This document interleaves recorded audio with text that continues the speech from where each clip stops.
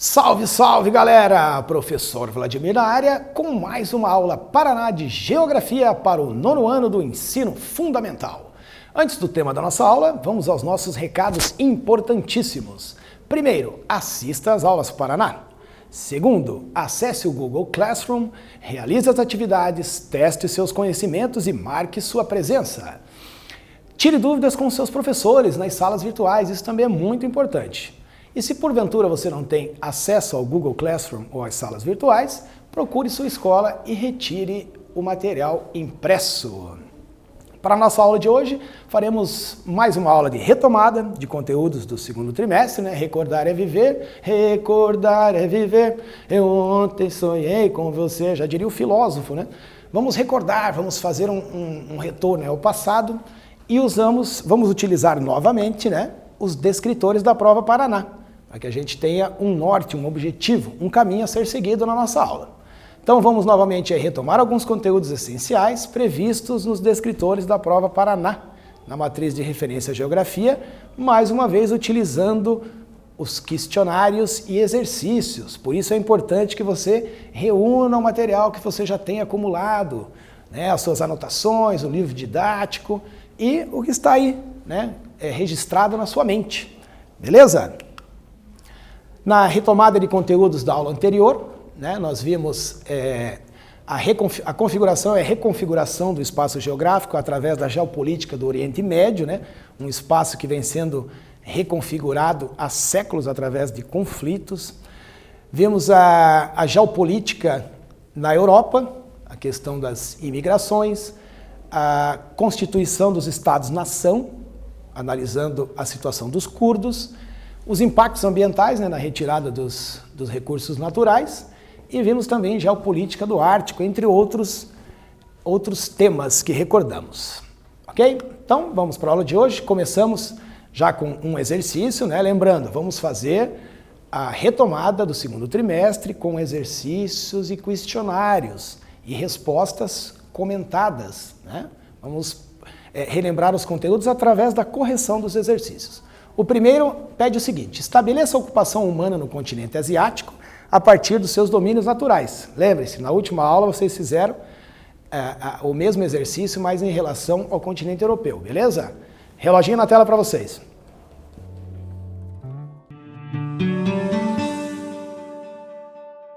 Vamos lá então, pessoal, estamos de volta. Vamos reler o nosso primeiro exercício.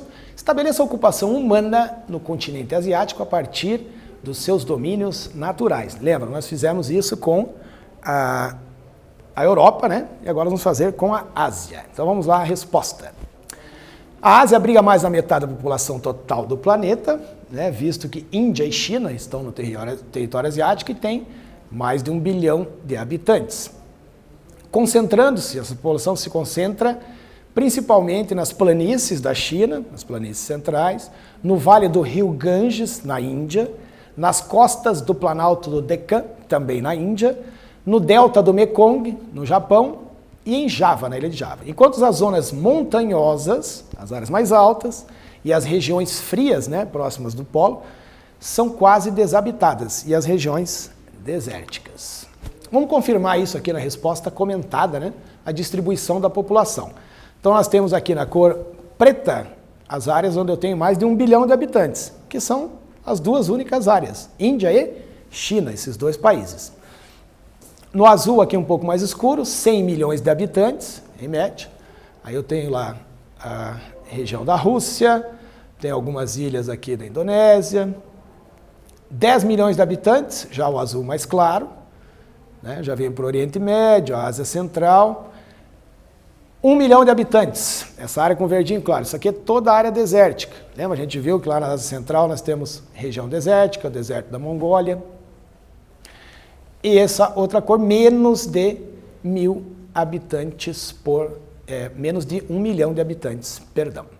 Então essas aglomerações estão onde? Na planície da China, nas planícies centrais, no delta do rio Ganges, que passa aqui pela Índia, no delta do Mekong e no vale do Ganges, perdão, no vale do rio Ganges aqui. Então as ocupações normalmente não é certo, né? Tem alguma exceção ou outra, mas normalmente os assentamentos humanos estão próximos aos lugares onde você tem um elemento natural essencial à vida do ser humano e às suas atividades, que é a água. Então nós percebemos que no continente europeu os assentamentos humanos estão nas planícies aluviais, que são formadas pelos rios, planícies de aluvião. No mundo inteiro não é diferente. Aqui na região dos Emirados Árabes mesmo, né, Mesopotâmia, os persas, eles se estabeleceram entre o rio Tigre e o rio Eufrates. As atividades humanas, desafio vocês a dizer uma atividade humana que não envolve água no processo. É impossível, a água está presente. Então, busca-se isso, os elementos naturais, né? Nós necessitamos desses elementos. Então vamos lá para a segunda questão, mais um questionário, uma charadinha aí para vocês. Os principais climas que atuam no continente são o árido tropical, o subtropical, o tropical, o mediterrâneo, temperado oceânico e equatorial. Esse continente apresenta grande diversidade de paisagens. A fauna é representada pelos cangurus, koalas, ornitorrinco, entre outros. De que continente estamos falando? Da Europa, da Oceania ou da África? Fácil, hein? Reloginho na tela para vocês.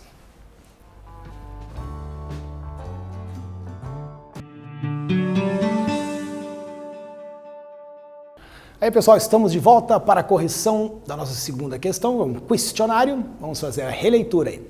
Os principais climas que atuam nesse continente são o árido tropical, subtropical, o tropical, o mediterrâneo, temperado oceânico e equatorial. Esse continente apresenta grande diversidade de paisagens e a fauna é representada pelos cangurus, koalas, ornitorrinco, entre outros. Estamos falando de qual continente? Isso mesmo, da Oceania. Não importa se você descobriu pela diversidade climática ou pela fauna. Então vamos à resposta comentada. Temos aqui um mapa do clima da Austrália, né, que possui alguns daqueles tipos climáticos, né, vamos identificá-los aqui. Eu tenho um clima tropical, né, tá aqui entre os trópicos. Tenho o clima temperado, que é esse aqui, onde temos a maior concentração populacional aí da Austrália, fica aqui no sudoeste. Temos o clima mediterrâneo, que se assemelha lá ao clima do mar Mediterrâneo, e temos um grande, gigantesco deserto aqui, né, no centro da Austrália, e o semiárido que envolve esse deserto. Quanto mais você se afasta do deserto, você vai chegando a áreas próximas de umidade. Então, a ocupação humana dependeu aí das questões climáticas e da vegetação. Então, como a Austrália é considerada uma grande ilha, né, sofre muita influência da maritimidade. Aqui que a umidade fica concentrada aqui ao redor, né, do continente australiano. E as massas de ar acabam passando aqui onde formou-se um grande deserto. Aqui também trouxe para vocês um mapa de população da Ásia e ele também vai pegar aqui a Oceania, né? A gente pode perceber aqui na Austrália, né, que fica entre 8 milhões e 28 milhões de habitantes. A Oceania, a maior parte dos habitantes, muito mais da metade, estão na Austrália. Depois vem a Nova Zelândia, as Ilhas Salomão, Papua Nova Guiné, mas a maior concentração populacional, mais de 20 milhões de habitantes, estão na Austrália. E aqui a distribuição populacional, né, a densidade demográfica, lembra? A relação de habitantes por quilômetro quadrado. Quanto mais escura aqui for o gradiente de cores, mais habitantes eu tenho por quilômetro quadrado. E a gente confirma isso aqui, ó, nessa parte do litoral, no sudoeste, no sudeste aqui, ó, que eu tenho 100 pessoas, 100 habitantes por quilômetro quadrado. São as cidades de Melbourne, né, as cidades onde eu tenho aglomerados urbanos gigantescos, a cidade de Sydney. Beleza? Então vamos para outro descritor. Lá nós estamos no descritor agora número 31. Mais um exercício aí. Vocês já vão saber por que temos essa seta aqui, ó. Escreva sobre a dinâmica das transformações das paisagens pelos processos naturais. Vamos relembrar lá a aula, né, de que forma a natureza transforma as paisagens. Reloginho na tela.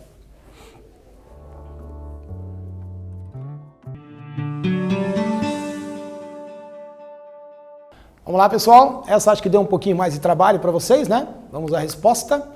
Escreva sobre a dinâmica da transformação das paisagens pelos processos naturais. Lembra-se, nós temos duas categorias de transformação das paisagens pelos processos naturais.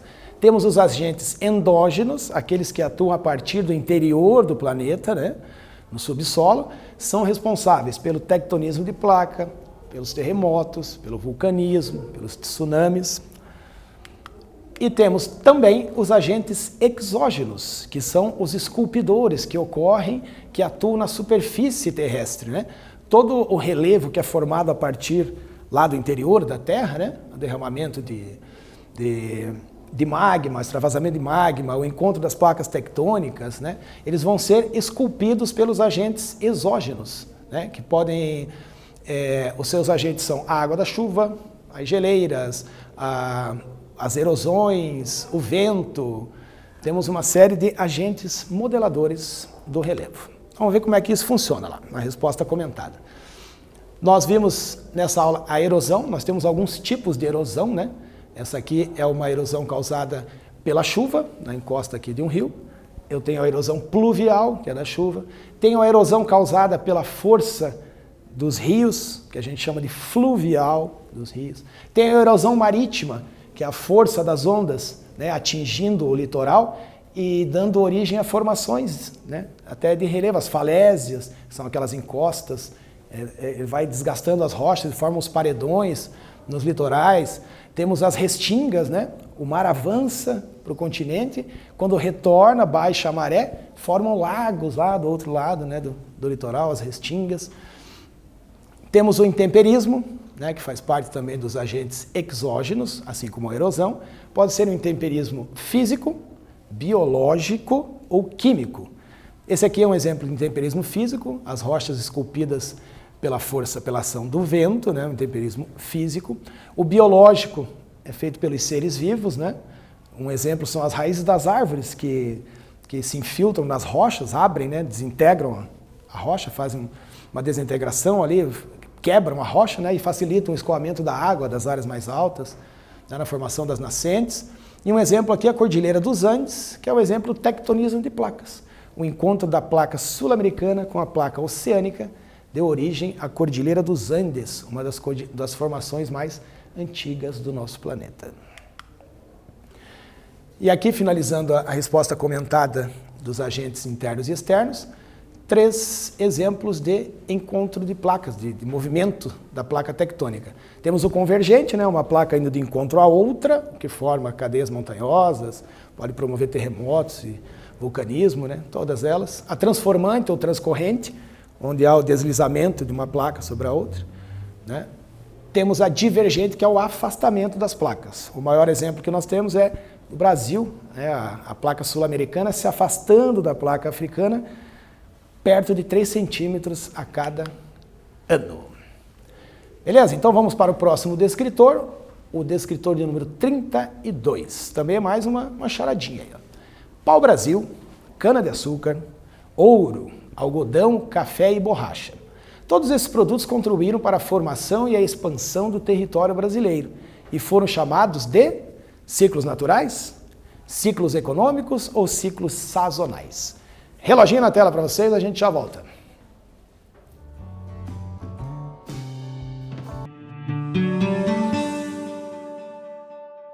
Vamos lá, pessoal, estamos de volta. Então vamos aí com a nossa questão número 4, um questionário. Estão listados aí o pau-brasil, cana-de-açúcar, ouro, algodão, café e borracha. Todos esses produtos contribuíram para a formação e a expansão do território brasileiro e foram chamados de ciclos naturais, letra A, ciclos econômicos, letra B, ou os ciclos sazonais, letra C. A resposta correta, sim, os ciclos econômicos. Coloquei esse questionário aqui, essa questão para vocês, né? Não foi um conteúdo que foi abordado no 9º ano, né, esse conteúdo, mas o raciocínio geográfico de expansão de território, de conquista, de formação de território, é esse pensamento que a gente vai manter aqui, que vocês tiveram aí no 9º ano. Esse olhar geográfico para a formação de territórios, né? Na aula passada a gente viu lá com os curdos, né, no Brasil, teve essa característica aí, o nosso território foi formado e se expandiu através desses ciclos. Não tem como a gente tratar todos eles. Pegar o ciclo do café, que foi um ciclo importantíssimo para o nosso território. De início, o trabalho nas lavouras era um trabalho escravo, depois veio a chegada dos imigrantes, né, no estado de São Paulo, fugindo da guerra. E esse ciclo do café foi um período da história que o Brasil teve uma grande importância mundialmente. O Brasil era o maior exportador de café. O desenvolvimento econômico do país foi muito impulsionado com o rendimento, com o capital, né, que o café trouxe para o nosso país. Muitas cidades passaram por grandes transformações, né, todas as edificações, a formação, o crescimento das cidades, né, teve início com o dinheiro da venda do café. A industrialização e a chegada dos imigrantes, né, um fato interessante aqui, a industrialização, quando o Brasil começa a perder mercado, né, do café, os chamados barões do café, eles vão destinar todo o capital acumulado com a produção e a exportação do café, vai ser investido na indústria. E a gente vai ter, ali no início do século XX, a industrialização, o início da industrialização no Brasil. E esse capital é todo destinado à industrialização. E isso traz, novamente, um maior crescimento, uma aceleração do crescimento das cidades. Esse ciclo se estendeu do início do século XIX até o ano de 1930. Coincide também com um desenvolvimento mais acelerado da indústria no Brasil. Beleza, galera? Agora vamos ao descritor número 33, questão número 5. Escreva algumas características do processo de globalização. Então é hora de lembrar aí, trataram bastante esse assunto no 9º ano, né? Então vamos lá para a resposta, reloginho na tela para vocês.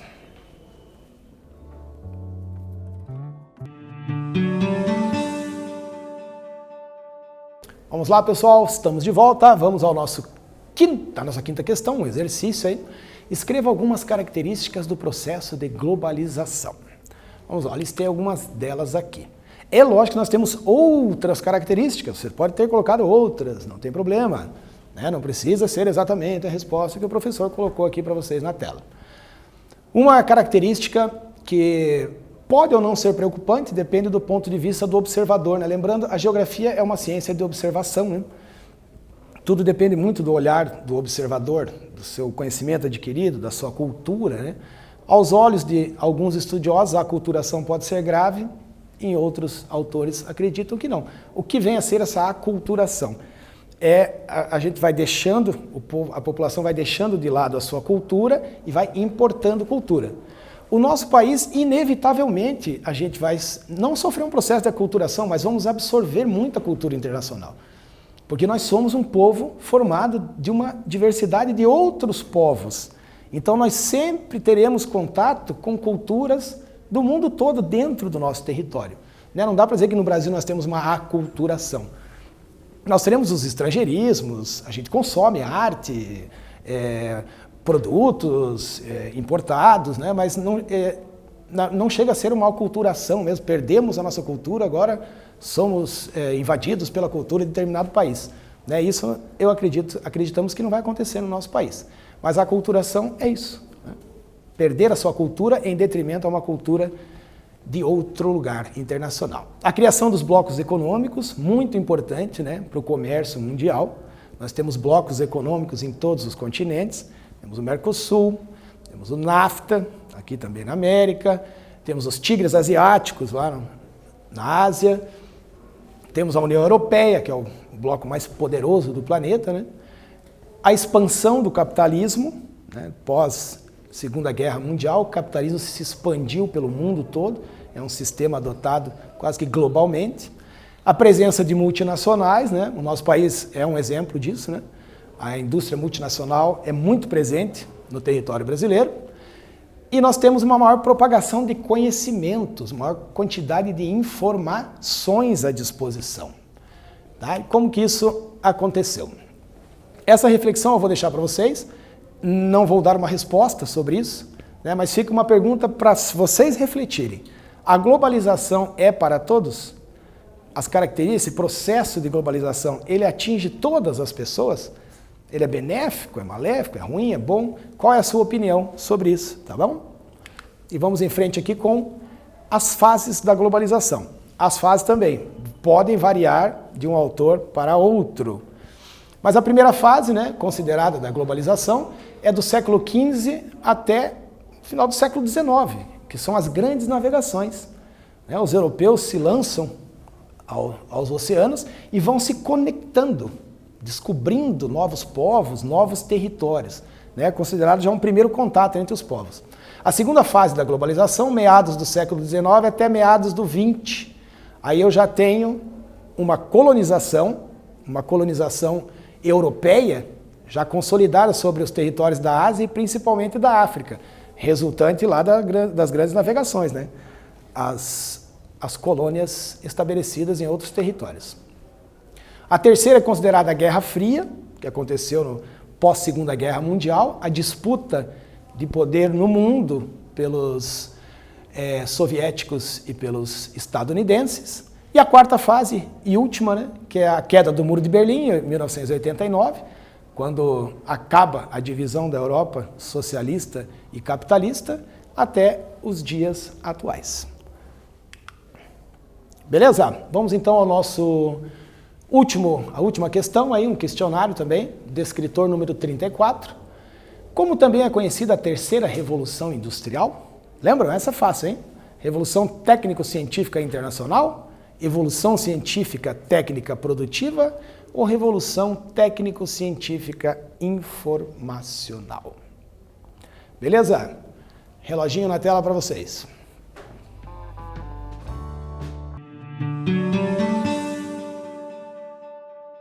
Então, estamos de volta aí, galera. Vamos corrigir a nossa última questão, número 6, um questionário. Como também é conhecida a terceira Revolução Industrial? Respondeu certo. Quem respondeu? A letra C, a Revolução Técnico-Científica Informacional. Vamos ver como é que funcionou isso aí. Nós tivemos avanços na robótica, né, na tecnologia de máquinas. Hoje nós temos linhas de produção repletas de robôs. Lembrando que o robô não é só esse aqui, são braços ou que se assemelha à anatomia, à biologia humana. Nós trabalhamos com robôs diariamente, né? Vai ao banco, tem um caixa eletrônico, é um robô. Vai retirar uma latinha de um equipamento lá para tomar um refrigerantezinho, uma máquina de café, são robôs também. Mas esses são de alta tecnologia, industriais, né? São de uma outra categoria. Tivemos grandes avanços na biotecnologia, principalmente para a medicina, né? A quebra aí da sequência do DNA humano, a nanotecnologia, capacidade de armazenar informações num microprocessador ali. Tivemos grandes avanços. Na indústria química, também os remédios, né? A indústria farmacêutica também evoluiu grandemente. A gente viu na aula de tecnologia as cirurgias também feitas por robôs, né? E finalmente o advento da internet, né? Que é o grande evento, o grande produto que trouxe a globalização, transformar esse mundo em um único mundo, um mundo globalizado, em um único globo, onde nós estamos em comunicação, se esse for o nosso desejo, 24 horas por dia, 365 dias por ano, negócios, grandes negócios entre as nações sendo realizados virtualmente, né, com o uso da internet. Então, o que nós vimos, vamos fazer uma retomada aqui dos descritores, né, para a gente saber o que a gente estudou aí nessa aula, se atingimos o nosso objetivo. Então, temos o descritor número 26, aquele primeiro, compreender a relação entre a vegetação e outros elementos naturais no continente asiático, né? Nós vimos isso e a ocupação, os assentamentos humanos. O descritor 27, né, que também compreender as relações dos elementos naturais e da ocupação do solo lá na Oceania. O descritor número 31, compreender as transformações nas paisagens provocadas pelas dinâmicas e pelos processos da natureza. Nós vimos os agentes endógenos e os exógenos. O D32, analisar a transformação do espaço geográfico brasileiro de diferentes atividades produtivas, né? Usamos os ciclos econômicos. O descritor número 33, reconhecer características do processo de globalização, nós falamos. E o 34, identificar as principais mudanças do espaço geográfico a partir das transformações na técnica e na ciência. Então, chegaram aí milhões de pedidos, eu não vou poder recusar, eu vou cantar de novo já o funk aqui para encerrar nossa aula, beleza, galera? Vamos lá, todo mundo lembra da letra? Vamos começar então?